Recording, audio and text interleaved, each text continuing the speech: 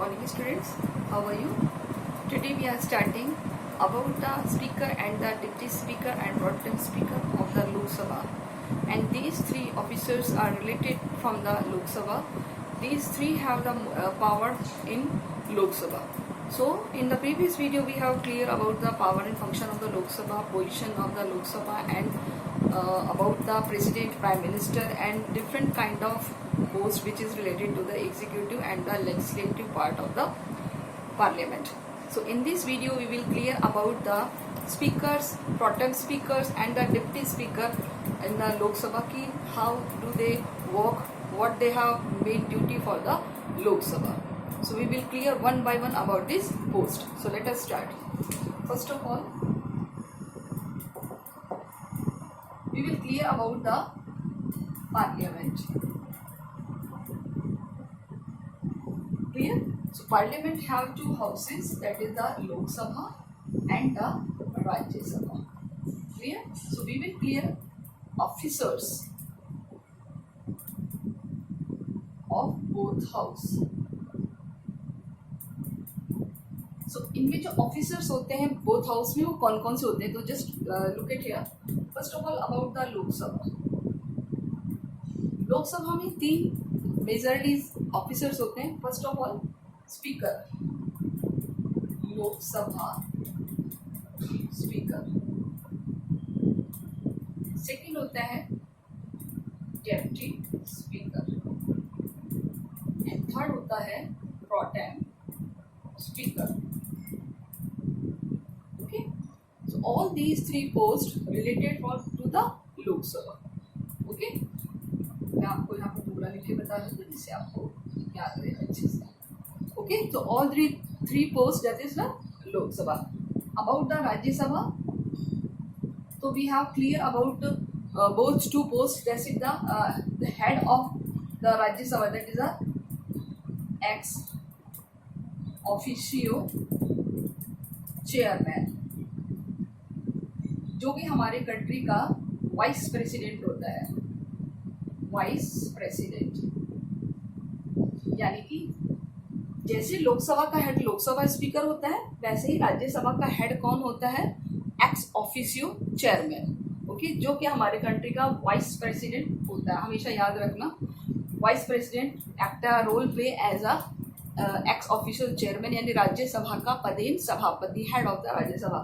और ऐसे ही यहाँ पर एक होता है deputy chairman. So all these persons related to the officers of Lok Sabha और Rajya Sabha. So in this segment we will clear about this persons, क्योंकि यहाँ हम देख चुके हैं राज्यसभा में कि किस तरीके से राज्यसभा में इनका रोल प्ले होता है. But we will clear about the person, that is the speaker, deputy speaker. First of all we will start about the Lok Sabha speaker. Okay, so we will start about the Lok Sabha speaker. First of all क्या करता है speaker. Speaker क्या करता है, देखिए, presiding the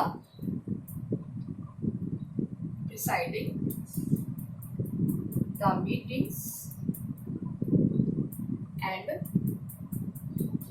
sessions of Lok Sabha. Lok Sabha की जितनी meetings होती है, सेशन होता है, उसको प्रिसाइड करता है. क्लियर?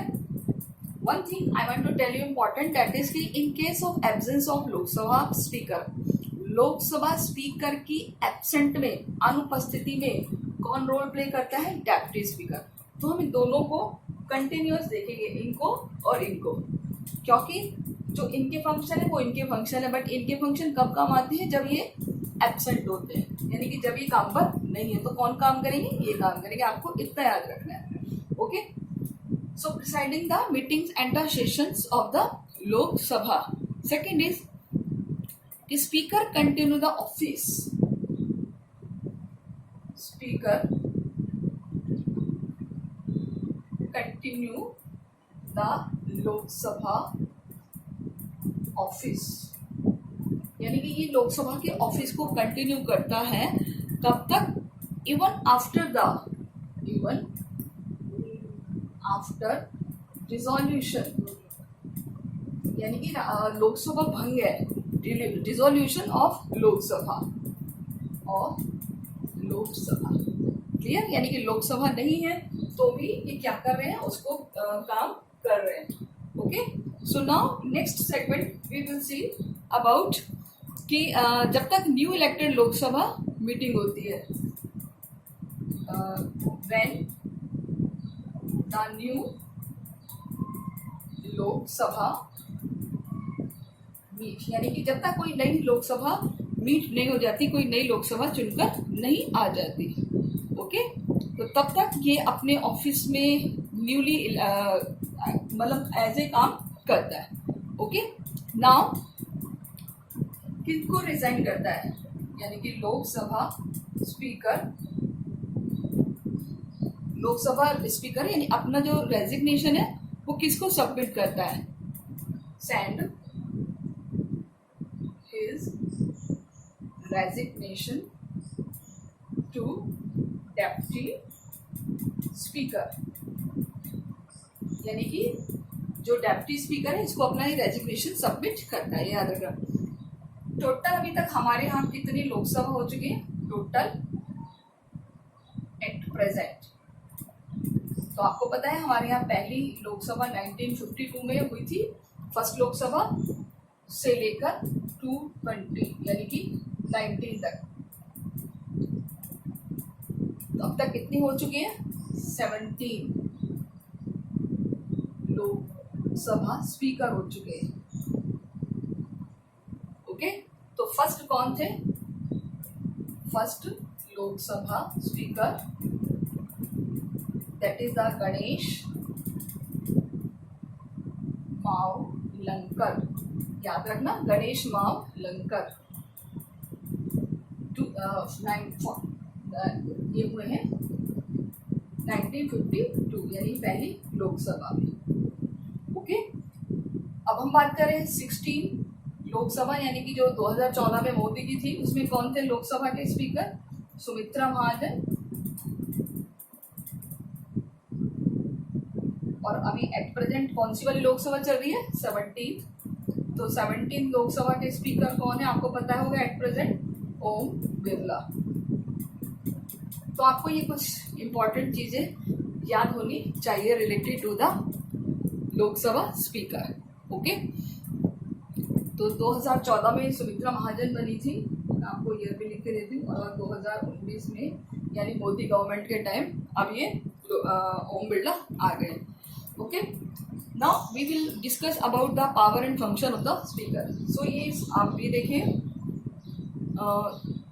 लोकसभा के स्पीकर के बारे में पर्सन, यानी कि जब न्यूली इलेक्टेड लोकसभा आती है तो प्रेसिडेंट उनमें से ही किसी एक पर्सन को स्पीकर और डिप्टी स्पीकर पे अपॉइंट करता है, यानी स्पीकर ही क्या बोलते हैं, प्रेसिडेंट ही अपॉइंट करता है. Okay, so now about the power and function, about the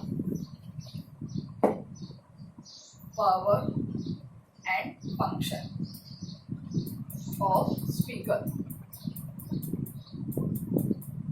power और फंक्शन क्या होते हैं स्पीकर के, सबसे पहले हम बात करें, स्पीकर प्रिसाइड द मीटिंग और house people as well the joint sitting of 2 house of parliament. Article 108, the joint session of parliament, यानी कि बोथ हाउस, जो किसी कारणवश, वैसे तो दोनों की मीटिंग्स अलग अलग होती है, पर किसी कारणवश अगर लगता है कि लोकसभा और राज्यसभा के मेंबर्स किसी भी एक टॉपिक पर डिसएग्री हैं तो उनका जॉइंट सेशन बुलाया जा सकता है. उसको कौन प्रिसाइड करता है, preside by the Lok Sabha speaker, यानी जॉइंट सेशन किया जा सकता है 108 से. हम बात करते हैं, स्पीकर ही परमिशन देता है, speaker give permission to minister to speak, यानी कि लोकसभा का जो स्पीकर होता है वही परमिशन देता है मेंबर्स को, मिनिस्टर्स को स्पीक के लिए in the house, speak in house, in the house. Okay, now next, if the quorum देखिए कोरम मैंने आपको बताया था 1/10, क्लियर। ये डिजिट किसके लिए होती है? 1/10 ऑफ द टोटल स्ट्रेंथ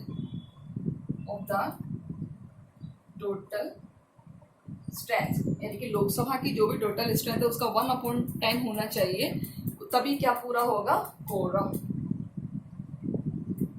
जिसको हम कहते हैं गणपूर्ति। ओके, कोरम, तभी उसकी मीटिंग्स होगी, अदरवाइज पोस्टपोन्ड होगी। It not complete the speaker can adjourn the house. अगर इतने मेंबर नहीं हैं तो लोकसभा स्पीकर क्या कर सकता है? उसको एडजॉर्न कर सकता है, ठीक है, उसको एडजॉर्न यानी स्थगित कर सकता है। नेक्स्ट, ही डिसाइड टू, ये सबसे इंपॉर्टेंट है आर्टिकल 110, आपको पहले ही पता है कि ही डिसाइड, क्या डिसाइड करता है कि कोई बिल मनी बिल है या नहीं, कि अ bill is a money bill, is money bill और नॉट, कि क्या कोई बिल मनी बिल है या नहीं है, यानी उसके डिसीजन की को ही फाइनल डिसीजन मानता है। His decision will be final, उसने जो कह दिया वही फाइनल होगा। ओके, ये याद रखना। इसके अलावा वन इम्पॉर्टेंट थिंग, जो भी मैंने आपको कमेटीज बताई थी पार्लियामेंट की, उन पार्लियामेंट की कमेटीज के जो पर्सन्स होते हैं, चेयरमैन होते हैं, उनको अपॉइंट करना भी लोकसभा स्पीकर की रिस्पॉन्सिबिलिटी होता है। सो बात करें, ही अपॉइंट चेयरमैन,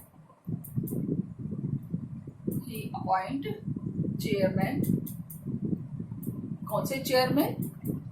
द चेयरमैन और deputy chairman, the committees of the houses, the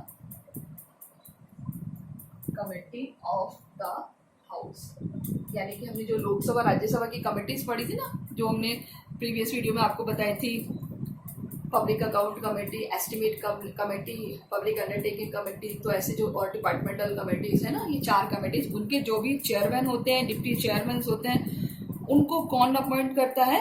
Lok Sabha speaker. And speaker take the final decision to disqualifying the member of ground to decision. तो कुल मिलाकर ये सारे इनके फंक्शंस होते हैं।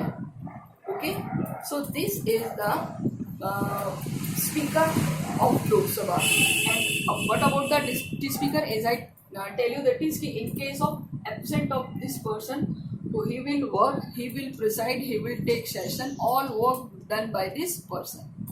Remember this. Now what about the pro tem speaker? Pro tem speaker क्या होता है? देखिए, pro tem speaker एक ऐसा पर्सन होता है, जब लोकसभा हमारी नई नई इलेक्ट हुई है, तो उस टाइम एक ऐसे पर्सन को बनाया जा सकता है जो सबसे सीनियर मोस्ट पर्सन। तो सबसे पहले हम बात करेंगे, मैं यही लिख देती हूँ, प्रो टेम स्पीकर। ये कोई परमानेंट पोस्ट नहीं है, केवल कुछ टाइम के लिए पोस्ट होती है और उसके बाद ही पोस्ट खत्म हो जाती है। सबसे पहले इसको कौन अपॉइंट करता है? President appoint. Pro tem speaker को कौन अपॉइंट करता है? प्रेसिडेंट अपॉइंट करता है। किसको करता है? The senior most of the newly elected, the senior most person of new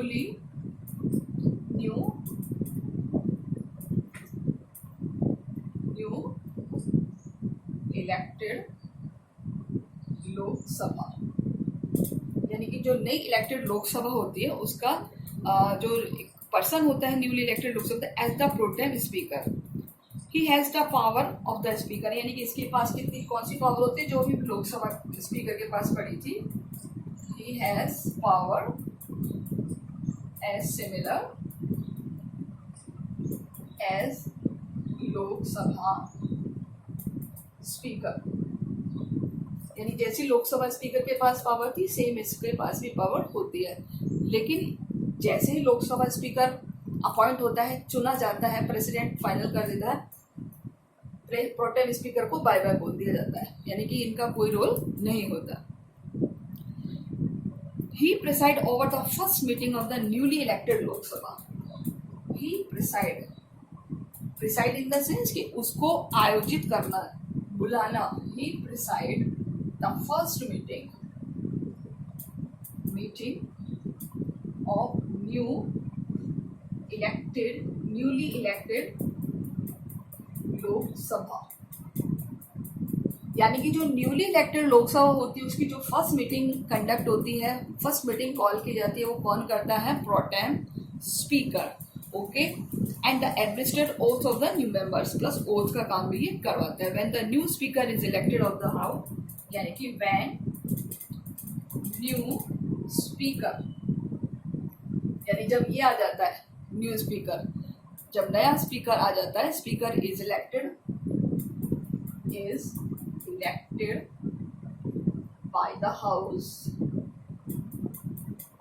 जब नया स्पीकर इलेक्ट होकर आ जाता है तो pro tem speaker ceases to exist.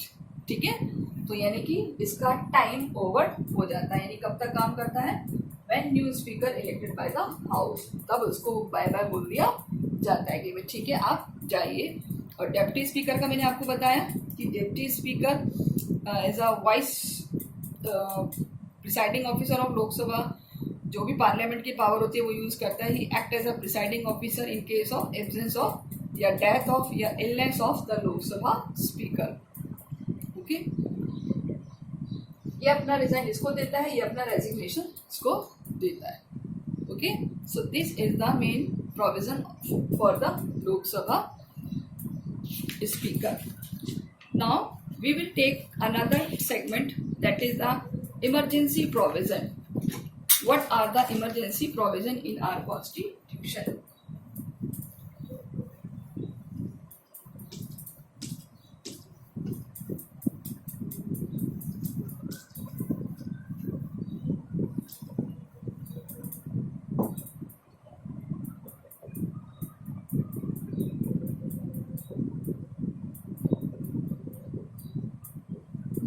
आपातकालीन उपबंध क्या दिए हुए हैं हमारे यहाँ पर? तो सबसे पहले आपको बता दूं कि हमारे यहाँ पर 3 तरह की इमरजेंसी सबसे ज़्यादा चलती है, 352, 356 एंड 360। ओके, तो 3 types of emergency can be seen. तो फर्स्ट हम बात करते हैं, यहाँ बात करते हैं, आपको बता दूँ 3 टाइप्स ऑफ इमरजेंसी। सबसे पहले हम बात कर रहे हैं आर्टिकल 352। ओके, 352, 356 और 360। So what about the 352? ये क्या है? देखिए, on the ground of threat of the security of India, जब क्या हो? In case threat of security of India, यानी कि जब भारत की सुरक्षा को कोई खतरा हो, और एनी मतलब किसी एक पार्ट पर भी या पूरे देश पर भी, एनी पार्ट या एनी टेरिटरी, बाय वॉर और external, by war and external aggression, जो क्या बोलते हैं इसको? External aggression. एक्सटर्नल है कि कोई बाहरी ऐसा दबाव आ गया, बाहरी ताकत हम पर हैवी हो गई है, या फिर कोई आर्म्ड रेबेलियन हो गया है, या फिर आर्म्ड रेबेलियन, यानी कि कोई हमारे पर सशस्त्र विद्रोह हो गया है, हथियारों से युद्ध हो गया, तो उस केस में कौन कर सकता है इसको? Declare by president. कौन डिक्लेयर करेगा? Declare by president. कौन रिकमेंडेड करेगा? Recommended by ministers of council.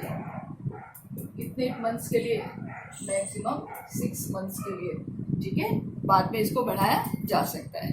Okay, तो ऐसा हमारे पास हो चुका है। जब भारत पाकिस्तान का युद्ध हुआ था, जब भारत चाइना का युद्ध हुआ था, तो हमारे यहाँ पर इस तरह की इमरजेंसी को यूज़ किया जा चुका है। ओके, तो 362, 365, 371, 1965, 1962 और 1971, 1976 जब भी भारत पाकिस्तान का या भारत चीन का युद्ध हुआ है, तब इस इमरजेंसी को यूज किया गया है। इसको कहते हैं नेशनल इमरजेंसी। कौन रिकमेंड करता है? Minister of council. कौन डिक्लेयर करता है? प्रेसिडेंट। कितने महीने के लिए? 6 मंथ के लिए। अगर इसको और बढ़ाना हो तो फिर वापस से पार्लियामेंट्री प्रोविजन होगा, देन इसको इनहेंस किया जा सकता है। सेकेंड इमरजेंसी होती है हमारी आर्टिकल 356। ठीक है, अब इसमें देखिए क्या कह रहे हैं। इन case of failure of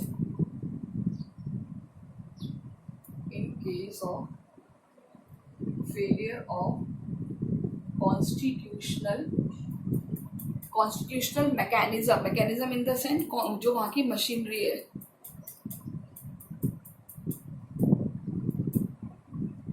constitutional machinery in a state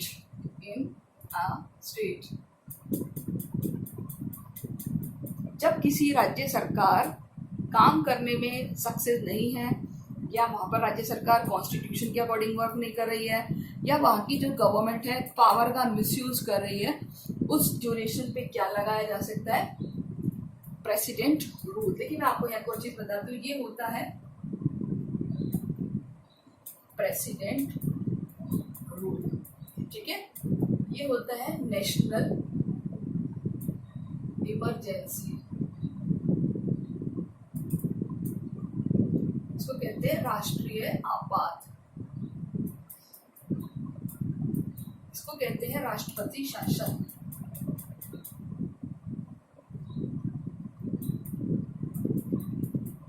clear? तो दोनों में आपको फर्क होना चाहिए। ये कब लगाया जा सकता है? जब कोई वॉर जैसी कंडीशन हो, कोई वॉर एग्रेशन हो, कोई आर्म्ड रेबेलियन हो, सशस्त्र विद्रोह हो, तो उस कंडीशन में इसको लगाया जा सकता है। इसके बारे में मैं एक और चीज आपको बताना चाहूंगी, हालांकि वो एक्स्ट्रा हो जाएगी, बट ये है कि अब इसमें इंटरनल वायलेंस भी अगर हो जाती है हमारे कंट्री में, कि आंतरिक विद्रोह भी अगर हो जाता है, तो उस कंडीशन में भी इसको अप्लाई किया जा सकता है। और इसको शुरू कर दिया 44 अमेंडमेंट में, 44 अमेंडमेंट में अप्लाई कर दिया। ओके, ये है कि जब कोई राज्य की सरकार, कोई स्टेट गवर्नमेंट काम करने में सक्सेस नहीं है, या कॉन्स्टिट्यूशन के अकॉर्डिंग काम नहीं कर रही, पोस्ट का मिसयूज कर रही है, अपने यहाँ अपने स्टेट में पीसफुल मेंटेन करने में सक्सेस नहीं है, तो उस केस में कौन सा आर्टिकल अप्लाई होगा? आर्टिकल 356। अब देखिए इसको कौन रिकमेंडेड करेगा? सबसे पहला डिक्लेयर बाय प्रेसिडेंट,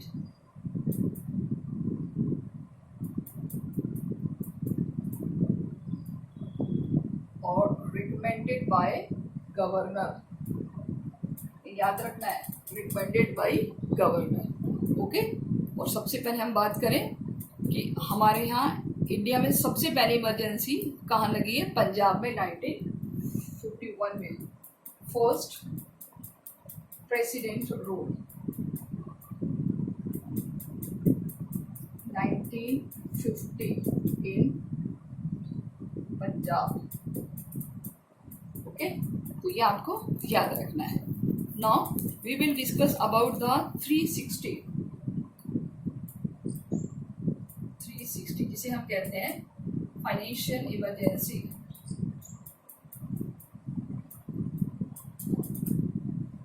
वित्तीय आपात। ठीक है, इसको कहते हैं वित्तीय आपात।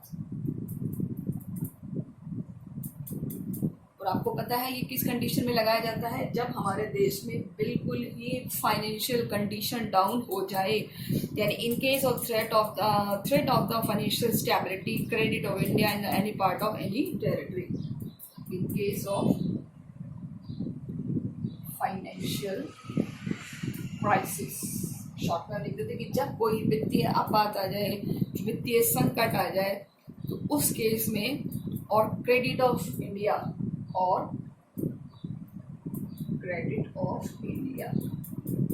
भारत बहुत ज़्यादा कर्जे में डूब जाए, तो किसी एक पार्ट पर या पूरे देश पर एक साथ अप्लाई किया जा सकता है 360। अब इसमें देखिए क्या क्या होता है कि in case of this condition, president may deem necessary that educate for the purpose it may provision requiring to reduction of salaries, allowances of public servant and the reservation money bills, यानी सबको cancel कर सकता है। President क्या issue कर सकता है? Direction for rejection of the salaries allowances union servant, सबकी सैलरीज को रिजेक्ट कर सकता है इन केस ऑफ फाइनेंशियल इमरजेंसी। तो कुल मिलाकर ये सिचुएशन ऐसी है, ये जो हमारे आज तक कभी भी भारत में नहीं आई है, ये हमारा गुड लक है। हम लोग वैसे ही उतना खर्च करते हैं जितनी ज़रूरत होती है, तो इसलिए ये हमारा गुड लक है। आज तक इसको नहीं देखा गया है, कभी भी नहीं हुई है। ये हो चुका है, ये हो चुका है, ओके, लेकिन ये कभी नहीं हुआ है। Now we will discuss about the one another post CAG।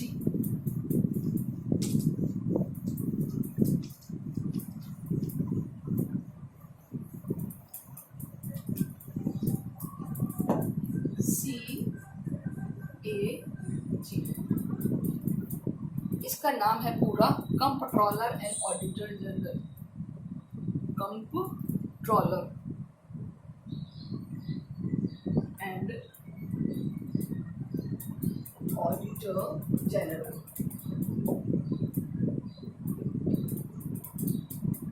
नियंत्रक महालेखा परीक्षक।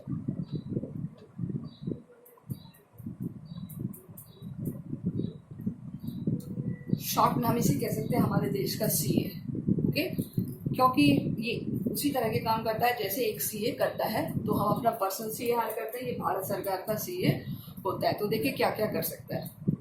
सबसे पहले अकॉर्डिंग टू 148 आर्टिकल 148 के अकॉर्डिंग क्या होगा कि हमारे यहाँ पर प्रेसिडेंट CAG मैं शॉर्ट में लिख लूँ, इज अपॉइंटेड बाय प्रेसिडेंट।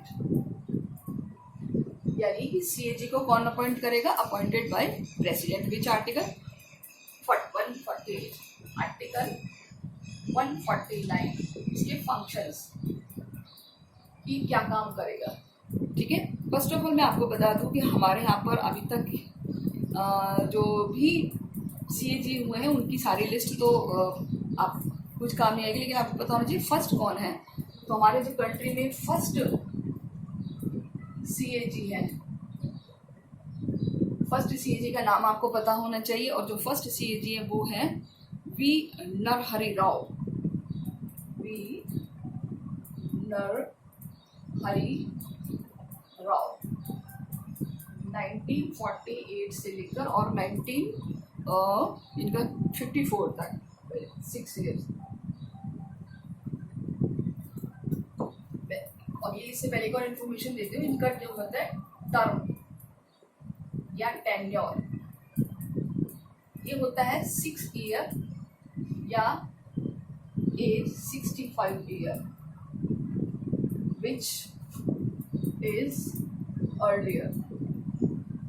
देखिए, ज़्यादा से ज़्यादा 6 साल तक अपने कार्यकाल पर रह सकते हैं या 65 की एज तक, इससे ज़्यादा नहीं, ये आपको याद रखना है। ओके, तो टेन्योर कितना हुआ, जैसे आपको मैंने एक एग्जांपल भी दे दिया कि पूरे 6 साल तक इन्होंने काम किया है। ओके, या किसी की एज, जैसे कि कोई बंदा सपोज 62 साल की एज पर अपॉइंट होता है CAG, तो उसको निश्चित ही कितने साल पर रिटायर होना पड़ेगा? 65 में। तो ये याद रखना टर्म। अब इनकी बात करते हैं आर्टिकल 149 में जो इनके फंक्शंस दिए हुए हैं कि what is the function of the CAG। So in the function की हम बात करें तो सबसे पहला फंक्शन है to audit all the receipt and expenditure. Audit all the receipt and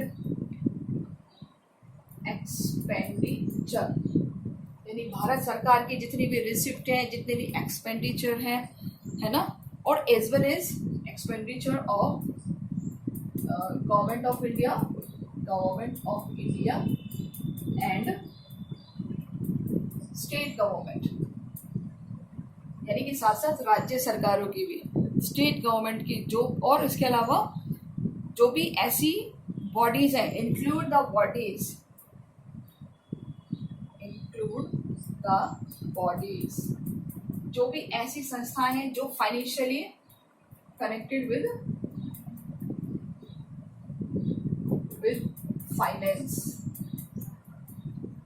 जो हमारे फाइनेंस से कनेक्टेड है। कौन सा फाइनेंस है वो? और वो फाइनेंस होता है कंसोलिडेटेड फंड ऑफ इंडिया, यानी कि जो भारत का कंसोलिडेटेड फंड है।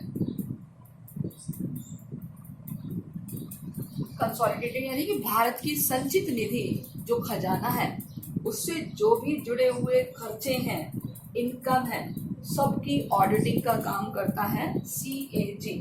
चाहे वो सेंट्रल गवर्नमेंट हो, भारत की सरकार हो, चाहे वो स्टेट गवर्नमेंट हो यानी कि राज्य सरकार हो। ओके, इसके अलावा कुछ ऐसी बॉडीज, कुछ ऐसी संस्थाएं जो फाइनेंशियली अटैच्ड है ऐसे इंस्टीट्यूशन से, तो वो सारे काम ये करता है। इसके बाद to keep vigilance on the finance of union and state, to keep vigilance, vigilance यानी कि एक तरीके से उनके ऊपर निगाह रखना, विजिलेंट और मतलब कि किसके ऊपर, finance of union, finance of union and state government. देखिए अब ऐसा नहीं है कि पूरे देश के लिए अकेले काम करता है, नहीं, इसके साथ साथ और भी इसके सबऑर्डिनेट्स होते हैं जो इसके लिए काम करते हैं, और वो सबऑर्डिनेट होते हैं कौन से, जो सेंट्रल लेवल का ये एक हो गया, बाकी स्टेट लेवल के सबऑर्डिनेट होते हैं। ओके, तो आपको ये इनसे रिलेटेड इन्फॉर्मेशन, इसके अलावा ये क्या करता है, अपनी रिपोर्ट्स प्रिपेयर करता है जो प्रेसिडेंट और गवर्नर्स के कंसिडरेशंस पर प्रिपेयर हो जाती है, जो कि स्टेट्स और पार्लियामेंट लेजिस्लेचर में सबमिट करता है। Okay, and to see the voted of legislature are spent under the appropriate head at their extent, means कि किस तरीके से ये देखता है कि जो भी एक्सपेंस हो रहा है, जो भी खर्चा हो रहा है, वो किस अकॉर्डिंग हो रहा है, उसको पूरा मेंटेन करके रखना। अगर हम बात करें फाइनली कि जो एक CA का काम होता है वही सारे काम ये करता है। आपने देखा होगा CAG की बहुत पैनी नज़र होती है, बहुत छोटे छोटे बारीक बारीक खर्चों पर भी बहुत निगाह रखता है। कैग मतलब काग, मतलब कौवे की सी नज़र होना भी कहते हैं इसे। ये एक प्रोवर्ब यूज, ये क्या बोलते हैं इसको, कहावत इसको यूज किया कहते हैं, ठीक है, वो वर्ड इसके लिए यूज किया जाता है।